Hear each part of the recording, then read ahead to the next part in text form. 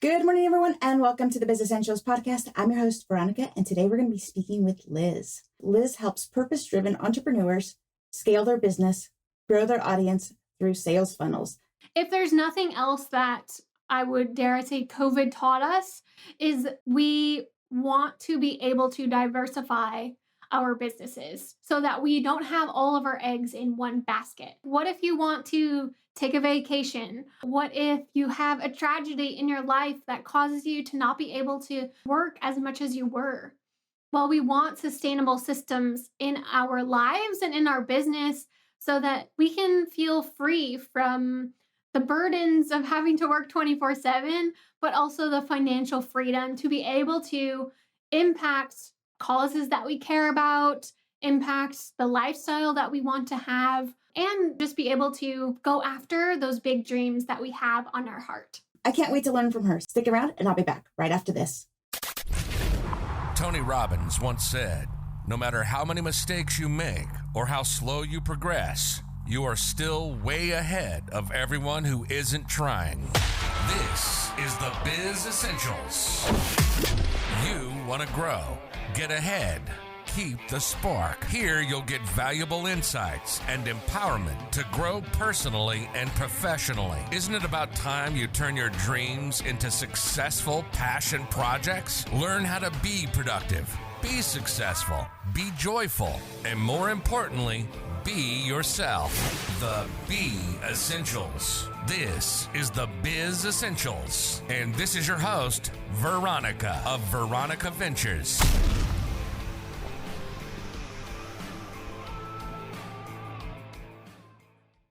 Welcome back, guys. We're here with Liz. Liz, why don't you tell us a little bit about yourself and what it is that you do? Hey, thanks for having me. I'm Liz Boer. I help purpose-driven entrepreneurs create unlimited impact and income through profitable, value-packed online courses. So those coaches, those consultants, service-based businesses that want to add an additional stream of income or eliminate some one-on-one work through a digital course or membership. I'm your girl. We help you to create those sales pages, write those email copies, set up automated funnels so that you can make the income and the impact you desire without having to work more hours in your day. Through my agency, we have a done-for-you option, but I also coach people how to do this and set it up on their own. I've created about 150 funnels at this point in my entrepreneurial journey, and so I have loved getting to work with coaches all over the world. I'm in the States, but globally as well, and it's been an incredible, incredible experience. Wow, that sounds amazing. And I'm already thinking, like, what could I make into a course? So in your experience, courses are the way to go to that long-term sustainable income for people who are in the service-based industry. I've heard that that's a great way to scale. When people are ready to do this, how do they approach it? What is it that they need to know before they come see you? Yeah, it's a really good question. Our sweet spot is really working with people that already have the idea, already have some of their content created. We work with both people that have brand new offers and established ones. But for those people that might be thinking, oh, I have this really cool idea, I wonder if it would sell, the perfect next step for you is to really go ask your audience or get on the phone with people who you think would be your perfect customer and start to ask them if they might be interested. The best thing that you can do to make sure that your course is going to sell when you are ready is to first validate it, right? So we're going to validate our idea, make sure that people would be interested in it. We're going to validate our price point, validate our title so that it's really clear when we go to offer it for sale that it is enticing and attractive to our audience. So those are some first steps that you can take before you're ever even getting into the nitty-gritty of creating or selling your offer. Perfect. So just to make sure I'm understanding you correctly, when we have this brilliant idea that we're going to make into a course and put into a funnel, the very first thing we should do is run it by our target demographic, not only the idea, but also the title and the price point? Yes, there's a lot of work that goes into creating this irresistible offer. And we want to make sure that it can be something that you can add to your business as an asset, something that you can go and sell over and over and over again. It's the one to many model. And so we want to make sure before you are putting all of that time, effort, energy, and money into creating this irresistible offer, that you have done some homework to validate it to make sure that it's sellable. And the other thing that you mentioned was that it's also if you have a membership. How does that differ and how does it work with a membership? You really have to take a few steps back and think about how you want to sell your offer and when you want to be inviting people in to join and enroll in your program. So, the difference here, if we look at a course, an end to end solution, we come in, we buy the course, we have one single transformation that we are looking to solve or solution that we want to solve for ourselves. For example, I want to learn how to sell on Instagram. I want to be able to use my stories and my posts to sell more of my offer. You might come to me and say, "Hey, Liz, do you have any scripts that I can use or templates that you could sell to me that would help me to be able to sell my offer more?" And I would say, "Sure, here are the scripts. This is where you go."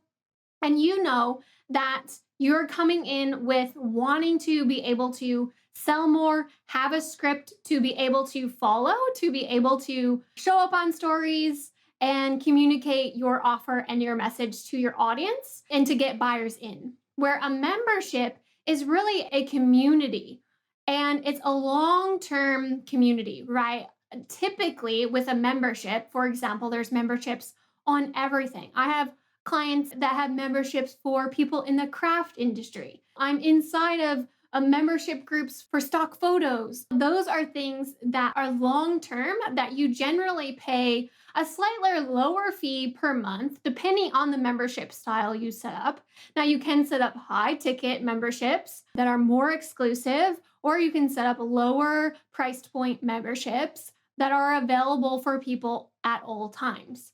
And the thing that we want to really think about is what is going to be the best solution for your customer. And that's why it goes back to, really thinking about who our perfect person is and how can we really help them.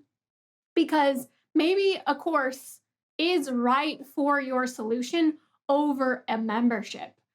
Oftentimes, a membership is perfect for solutions that might transition over time. For example, social media, it's changing all of the time. So a membership format might be better because you can continue to communicate adjustments to the algorithm or changes that people might be making to continue to get results. So a membership might be better for that style of solution. So we really want to just think about what is the best format for our students and how do we want them to learn. Something else that is really important that I just thought of that I wanted to share with you as well. We also have to think about the lifestyle that we want to create for ourselves when we are looking at adding a course or a membership into our business model. And I say that because obviously a membership, if we think about it long term, we are wanting to engage with our community on a consistent basis. These people are always there, ready and willing to learn from us. But that means that we have to also have the time and the bandwidth to offer our education, offer our support, engage with this community on a consistent basis, where a course might be something that you pre-record and upload to a format that people can dive into at any moment. And you don't have to be there real time to deliver that content. Or it might be something that you only have available for, let's say, 6 weeks. And in that 6-week period, you're really dedicated to your student success. You're really engaged in helping them to achieve the solution that you promised for them. And after that 6 weeks, maybe you take a little bit of a break. Maybe you focus on a different service or product in your offer. Or maybe you just focus on nurturing and engaging and growing your audience until the next 6 weeks that you offer your program. So, those are just a couple different styles and formats that the traditional course, online course, or membership style format fall into. But it's really important to decide not only how you want to show up as the business owner, as the coach inside of your community, but also how you will help your students to achieve the transformation and that solution that they are really looking for. Wow, so much great information. So what I hear from you is that there's actually different ways to structure both memberships and courses, and that depends mostly on what it is that you're teaching, your target audience, and then also how present or not present you want to be. And it sounds like a course is more of a like set it and forget it and then once in a while tweak it kind of thing, whereas a membership is something that you really have to engage in. Did I get all of that? That's a little bit right, Veronica, but one caveat that I want to share that I think is really important, and this is a little bit of a myth buster or something that a lot of people will go into course creation thinking because they see so many people have great success. A course is an unbelievable business asset.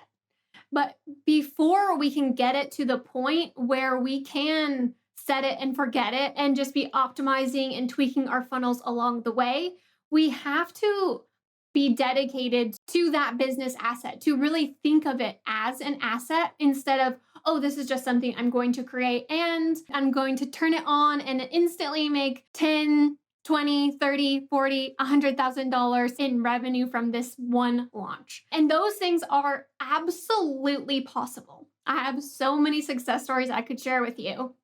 However, those people have put in the work. They have worked with me and my team. They have understood the value of their offer, and they have really set up a system to be able to achieve those results, right? But before we get there, before we can put it on automation, we want to make sure that it is converting at a level that we feel comfortable with to take a step back. It's one mistake I see a lot of people make. It's one important reason why inside of my group coaching program, we do what's called a live launch first, having people to in real time sell their offer before they transition to an evergreen or on-demand model where their course can be sold every single day of every single week. Because we want to make sure that we are becoming the best marketer that we can be for our target audience. We're optimizing our funnels. We feel really confident about our conversion rates. Our sales are where we want them before we're moving over to an on-demand model or quote unquote set it and forget it style of course. Awesome. And thank you for correcting me on that because yes, that makes a lot of sense that you need to be really engaged at least in that first portion while you're refining your course or technique or sales delivery. Let's say we have our perfect course and we're ready to go. What are the things that we need to be sure are in our marketing or our funnels? What are those key components? Great question. One thing I will say 100% is an automated funnel follow-up because people are busy. People are going to forget that your offer is on the table, that you have presented them with this opportunity of a lifetime. So we need a way to be able to follow up with them. That can be social media graphics and posts and stories or reels. But we also want to communicate our message consistently in a way that we can guarantee that people will see it. Because as you and I know, your posts and your stories and your reels are not guaranteed to be seen by the people that follow you. So we can't only have that as part of our marketing mix. We also need an email follow-up sequence to be able to communicate not only our offer, but a lot of times as buyers, we need some help deciding if this offer is right for us or not. And our emails are a great way to be able to communicate those messages. So an email follow-up sequence is pivotal to your success and to be able to be very active in your launch without having to worry about writing your emails or who gets what email. We can automate these things with tech tools that are free or low cost. And so definitely having an email service provider with your emails pre-planned and scheduled inside of your email service provider is going to set you up for success long term and success right out of the gate when you're launching for the very first time. That makes a lot of sense. So when we're setting up our funnel, one of the very first things that we should do is make sure that we have an automated email system that will connect with those people who do sign up for our funnel in a way that it reinforces either that they made a good decision in buying, and this is like all the other stuff we offer, or that I see that you're still on the fence. What else can I tell you that will entice you? Exactly. And the great thing about email is that it can be longer form, right? Like on our social media captions, we're limited to the number of characters. Our stories are limited to 15-second little stints of videos. Unless you're like Veronica and can talk super fast, it is hard to communicate what we want in those stories, right? So we just want those to enhance what our email messages are saying to our audience, just as another little reminder or nudge. But your emails are really where you're going to be able to move the needle so much more. Is there anything that we can do to ensure that our emails are being opened more and or not being sent to spam? I would say if you are struggling to have people open your emails, your subjects, header, and your pre-header text are probably where you want to focus first, especially if it's really early on in your funnel, especially if people are opting in and then immediately like not opening your emails anymore. That first email should be a very, very strong email. Open some pain points, and you're going to use the follow-on sequences to help them to continue to open your emails. But your subject line is probably where you want to tweak and focus first because it's not attention grabbing enough, right? It's not sparking interest or curiosity in a way that is inspiring people to go to your email and take action, open that email, and at least read your content. Right. That's the very first step, right? We actually have to get them to read it. I recently read that emails that have pictures attached and things like that are more likely to be filtered out by spam. Do you know if that's true or not in your experience? Yeah, it's a really good question. There are so many changes happening in the online marketing space right now with privacy policies and everything that we are including inside of our emails. So I think the best practice to continue long term to get our emails opened and not included in spam, because visual imagery does help our audience to be able to imagine themselves using our products or services. Visual cues help us to remember things longer. So visual cues are really important. However, we don't want to inundate our emails with a ton of GIFs or GIFs, however you want to say it, and images or videos, right? We want to remember that each of the emails we send only have one purpose. Therefore, they should only have one call to action, and therefore you can limit and kind of prune back the images that you might be overloading your emails with if you're not focusing on one purpose for every email. If you want to use one image or one GIF in your emails, test it out. See if your audience loves it. If they do, awesome. Continue to use those visual cues that are going to attract and inspire your people to take action. But I have seen a lot of emails, the text only, perform just as well. So I think testing and seeing what your audience gravitates towards depends on your personality, how much of your personality you want to showcase in your email as well. If you are one that tends to include 3 or 4 images inside of your emails, maybe prune back to 1, and then test your email sequences to see if text only enhances your copy, or if you want to use some visual cues to enhance some of your call to actions, or maybe you want to bring more light to a strong testimonial or case study that you have. You can use a visual cue to do that with. That's good advice. So first and foremost, make sure that we're only addressing one thing and then maybe start with one picture and see how it goes from there. While you were speaking, it reminded me, we were talking about the different types of courses and memberships that people offer. Are there different types of funnels, or are they all pretty much the same thing, just a little bit tweaked?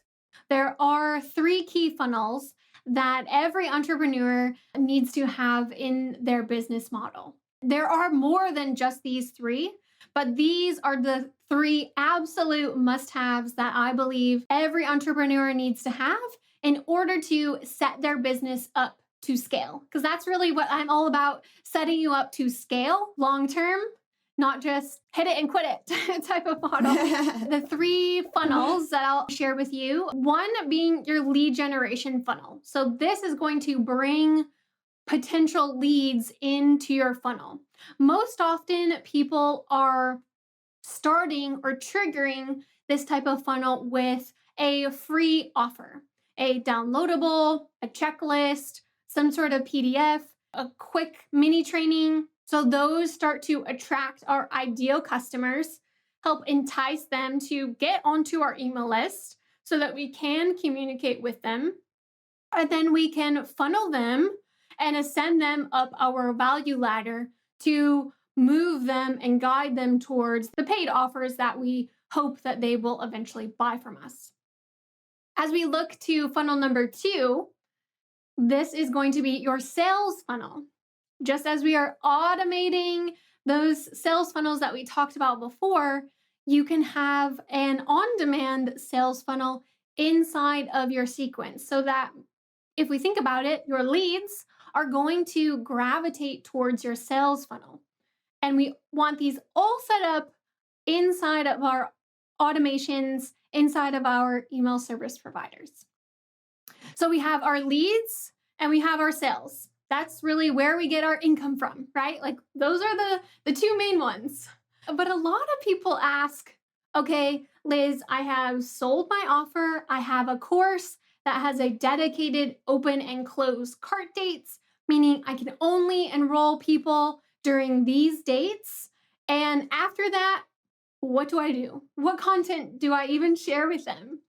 And so the third funnel that is crucially important to get people into your funnel, to grow your awareness and your authority, is your visibility and engagement funnel. So this is content that you're going to be delighting your potential customers with.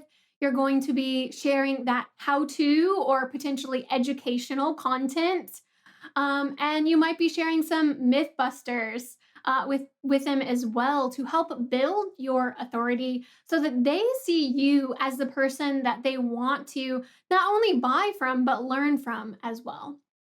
Is that something that would also be emailed and auto-generated? Yeah, so your visibility and your engagement funnel is going to be very similar to what you traditionally think of as a nurture funnel. The reason I call it visibility and engagement is because a lot of times people get tripped up with the word nurture and they aren't sure what content to put inside of these email sequences or this automation.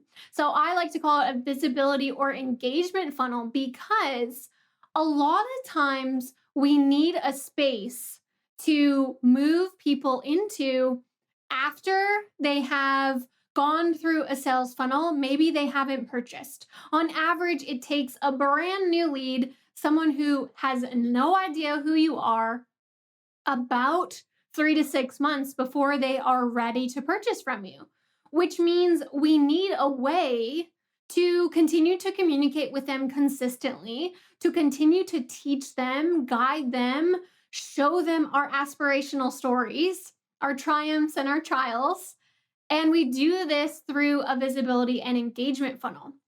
A lot of times people will use these funnels for things like podcast emails, or maybe you have a blog that you produce on a weekly basis. This content can drive towards those things. So we can drive people towards listening to our podcast, Maybe you have a weekly or a bi-weekly Facebook Live that you do on your Facebook page, or you have a YouTube channel.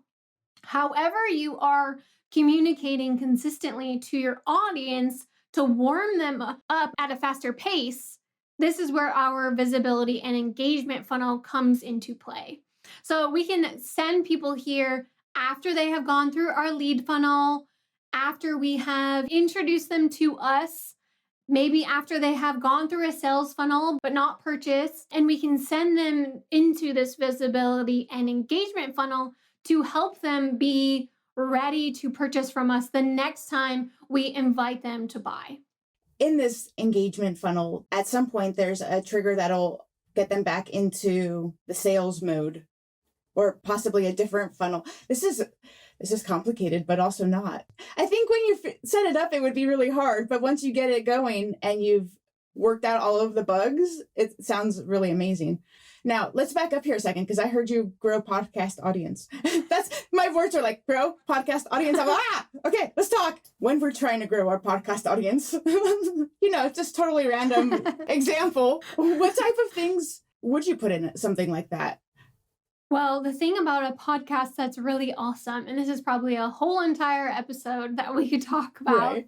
But the thing about a podcast is that you can so easily repurpose that content inside of your funnels. You can put your podcast episodes inside of your lead generation funnel that then moves into your visibility and engagement funnel, that then moves into your sales funnel. So if we think about how we want to grow our podcast audience, it really comes back to, what are our goals? What do we want to use our podcast for? Are we using it to warm up an audience? Are we using it to grow a community? Are we using it to sell our products or services?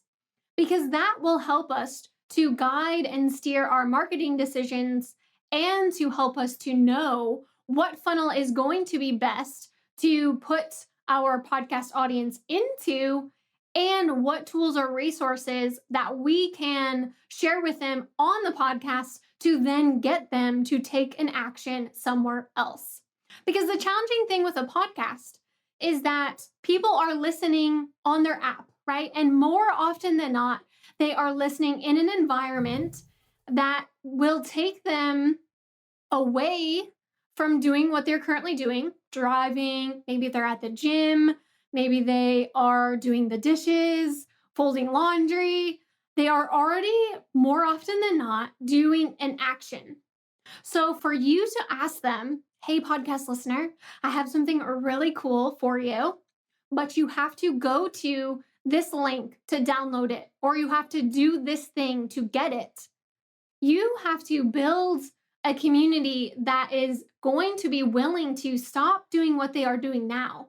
Or your messaging has to be so strong that they remember and recall that you told them to go and do this thing. So we have to remember what we are using our podcast for and be consistent with that message to get them into the proper funnel. Not everyone's going to use their podcast to build brand new leads. Some people will use it to sell a product or service. Some people are just using it for entertainment, and therefore they're just building a community, and they're just inspiring people to maybe go to a Facebook group or join them on a Zoom call, right? So having our goal in mind of how we want to grow our audience and who we want to grow it with is a really important first step. That makes so much sense that my brain's like, mind blown, but in a good way. So thank you for all of that. And I'm going to have to really sit down and think about, what's my purpose? For me, it's growing a community, but I want to make sure I communicate that clearly to my target audience. So thank you for that. Mm-hmm. You have so much fabulous information. You mentioned that you have a do it for you type of offering, as well as a learn how to do it yourself type of offering. Can you tell us a little more about those and how people can connect with you? Yeah, sure. So the done for you side means we do everything for you. We set up your tech, we write your emails, we set up your automations, we write and design your sales pages. We can also run your paid traffic campaigns. So these are funnels for people that are ready to sell their course or they're ready to scale with their existing offer.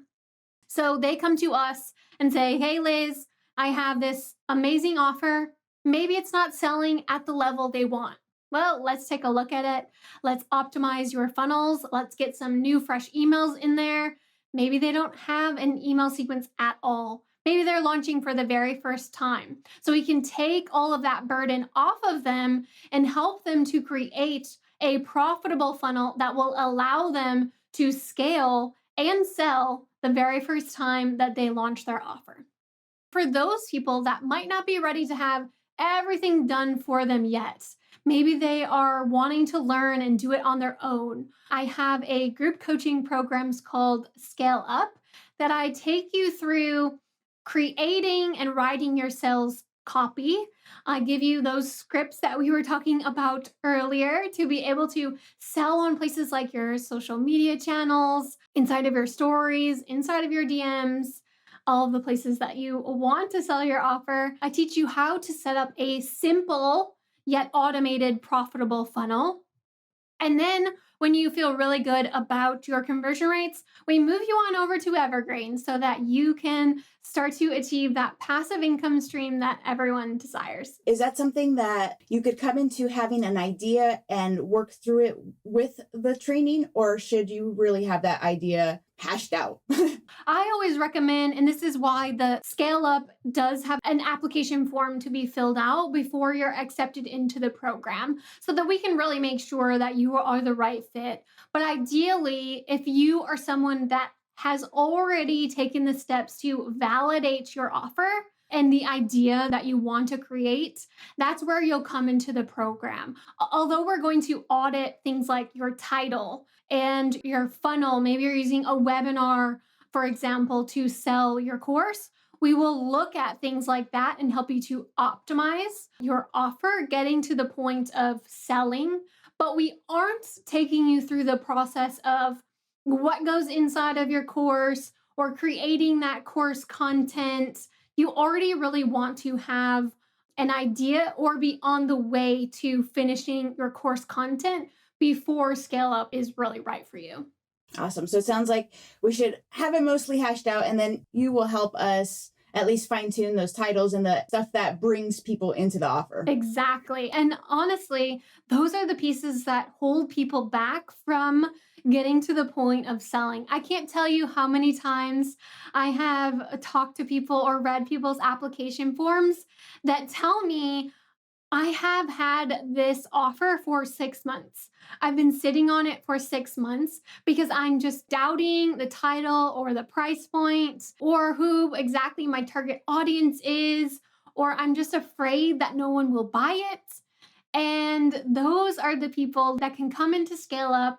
We can really help them to validate their titles, make sure that their offer bundle, the actual value of the product is perfect, and make sure that they feel really confident going into the selling period of their offer.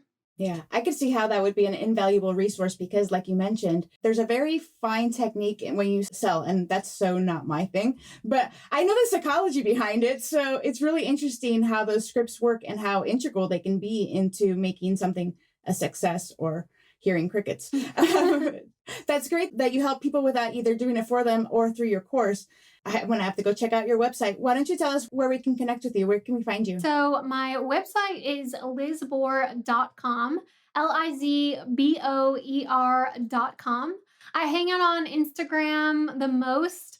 You can find me there at lizboer_com, or I have a Facebook community you can jump into. It's called Marketing to Millions. It's the community for my podcast. So if you have marketing questions, it's a really great intimate group to get some of those questions that you might not feel comfortable asking anywhere else. You can get those answered inside there. That's great because, yeah, sometimes it's hard getting those answers. Yeah. You try Googling, but everybody has a different opinion. It's good to hear true. from a person like face to face. While we're touching on it, you mentioned you have a podcast. Tell us a little bit about that. The podcast is called Marketing to Millions. We touch on all things marketing, as you might imagine. We cover sales techniques, sales strategies, automated funnels, tools, and tech that might trip you up. I help you to set those up and give you the best tools that I recommend. I also have some amazing guests that I have brought on the show to touch on mindset or habits, productivity. We talked about Pinterest and YouTube. So we're really covering all of the marketing realms so that you can find the best, most simplest system to set your business up to scale. It's interesting to me that no matter what kind of business you have, there's always a marketing piece, and it can be so different for everybody. So it's great to have all of those different ideas and be able to see what really would work best for your business. And then to touch base with someone like you who could say, okay, no, or yes, that's perfect. And you know what I love it best for? And this has helped me along the way too, is just having that external party to take a look at your business from an outsider's perspective. You know, a lot of times we're so close to our businesses that it's really hard for us to take a step back and see it from an outsider's perspective or see it from our potential customers' perspective. I've had coaches in my life be able to do that for my own business. It's helped me to be able to scale, and I love doing that for other people too. It not only helps to validate what we are doing and the things that we're doing right, but it helps us to ditch and skip over the pieces that might have taken us longer to figure out that they weren't the right next step. Is that what happens to people who just wing it? They get stuck in that loop of I don't know what to do next. Winging it is a recipe for overwhelm, burnout. I'm all about what's the phrase, like imperfect action. I'm all about that. Like we don't want to over perfect or overanalyze something and allow it to hold us back. But winging it only honestly causes us to lose out on sales. I love how you say, was it the imperfect next action? Because that's a great way of putting it. You want to make sure you put in as much effort as you can, but not so much that you're stuck in a loop. I give myself like the 80-20 rule. Like if I'm 80% sure, let's just go for it, because or else I'll get stuck in that 20% and never go anywhere. Before we wrap up, did I miss anything? Do you have any final thoughts for our audience? I think we touched on a lot of really great points for people to be able to take away and start to implement. And one thing that I would just say is that if people are listening to this and they're thinking about selling their offer or wanting to create a course, I would just say validate it and try it. There's nothing really that should hold you back from trying to take that next step to be able to add some additional stream of income. If there's nothing else that I would dare say COVID taught us, is we want to be able to diversify our businesses so that we don't have all of our eggs in one basket. And for a service-based business, a course is a great way to do that. For an online coach, a group coaching program is a great way to move away from the one-to-one model. What if you want to take a vacation? What if you have a tragedy in your life that causes you to not be able to work as much as you were?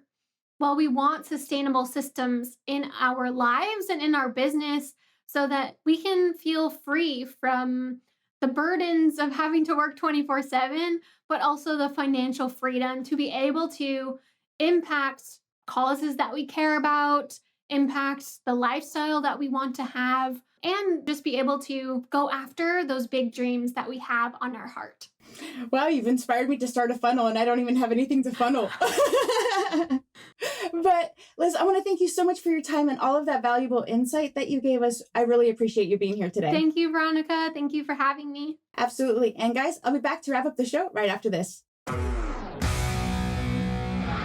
So what did you think, guys? When I thought sales funnels, I really only thought that lead magnet. And to learn that there's so many more components to it is both amazing and also a little bit scary. I'm going to touch base with Liz and see if I can grow our audience. And speaking of growing our audience, if you guys could share this episode with someone who you think would benefit from this information, I would truly appreciate it. Thank you so much for joining me today, guys. I'll see you next time on the Biz Essentials. You've been listening to the Biz Essentials. Thanks for listening to the show. We hope you've gotten some useful and practical information, learning how to be productive, be successful, be joyful, and more importantly, Be yourself and turning your dreams into successful passion projects. By listening to this show, you've already set into motion the most important part, starting. So it's important to catch the next episode. Make sure to like, rate, and review the show. In the meantime, hook up with us on social media at Veronica Ventures and at the Biz Essentials. Till next time, this is the Biz Essentials.